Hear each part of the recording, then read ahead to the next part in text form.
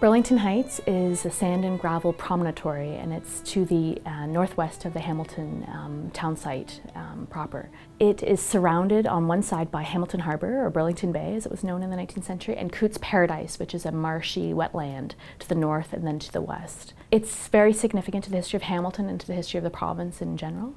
It was a significant place for Indigenous peoples well into the early 19th century.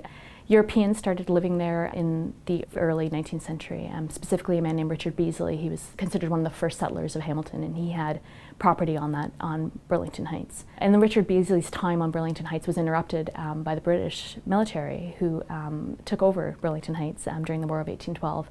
And they used it as a military encampment, a supply depot, probably a hospital there, a defensive position. And so if you go to Burlington Heights today, there are still mounds from the British defense position. Batteries and other structures remain of their defensive position. And so Burlington Heights was a place where the British military retreated to, but it was also a place where they launched the Battle of Stony Creek in 1813 and also the retaking of Fort George.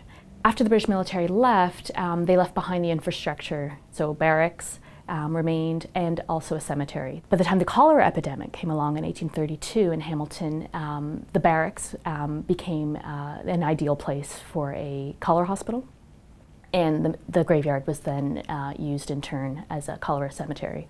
One historian said to me that at the time it was considered a waste ground for waste people. That's a pretty harsh way to put it, but I think there's a certain element of truth there. It makes sense that this is also where Irish immigrants who were strangers to the city and had also died from a potentially infectious or contagious disease would also be buried. That said, immigrants were buried at Christchurch Anglican Cemetery and at St. Mary's Catholic Cemetery, but at a very low number. And so it's interesting, it would be interesting to figure out what went into the decision. You know, why were very few immigrants buried at these church cemeteries, but the majority of them were buried at Burlington Heights.